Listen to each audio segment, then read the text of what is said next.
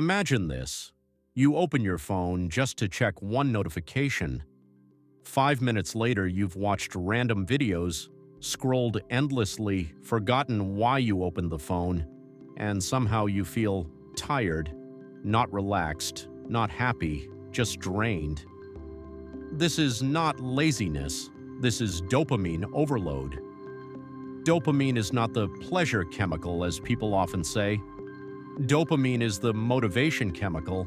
It decides what feels worth chasing. When dopamine works properly, you feel curious, focused, alive. When it's hijacked, everything feels boring except the fastest, loudest, easiest stimulation.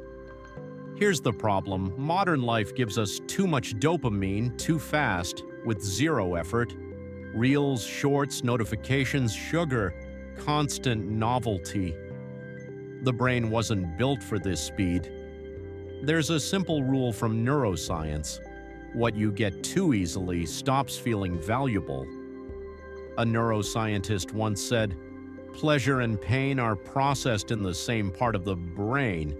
Tip the balance too far one way, and the brain will push back."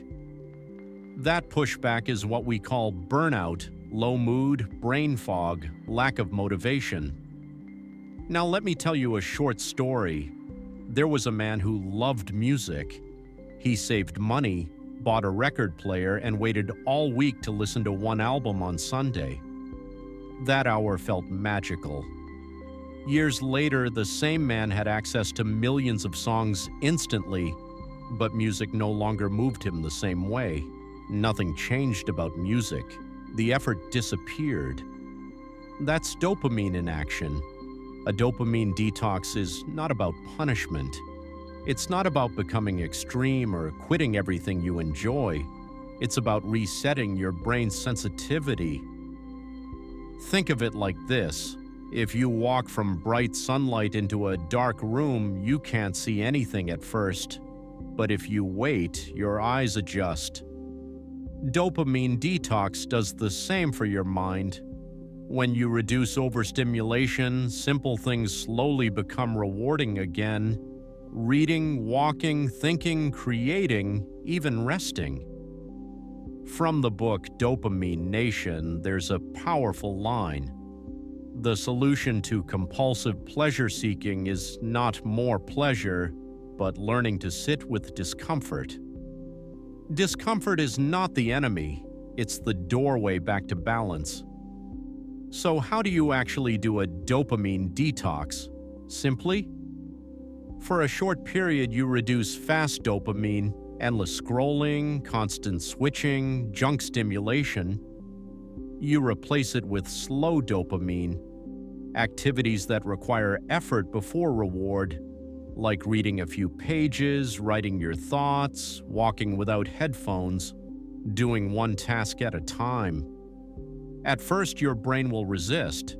You'll feel bored, restless, impatient. That's not failure, that's your nervous system recalibrating. There's a quote worth remembering. Boredom is the space where creativity returns. When the noise fades, clarity shows up. Here's the surprising part people don't talk about. After a dopamine reset, you don't lose joy, you feel more of it. A simple conversation feels warmer, focus lasts longer, peace feels natural, not forced.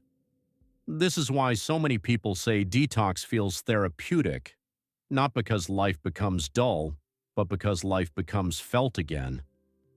You don't need perfection. Even 1 hour a day without artificial stimulation makes a difference. One slow morning, one device-free walk, one deep focus session. As another book beautifully says, the mind is not tired, it is overstimulated. When you reduce stimulation, healing begins quietly. So if you've felt restless, overwhelmed, or disconnected lately, don't blame yourself. Nothing is wrong with you. Your brain is simply asking for balance. Slow down the input, let silence work, and allow your natural motivation to return. Because clarity is not created by more information, It is revealed when noise is removed. Thanks for watching.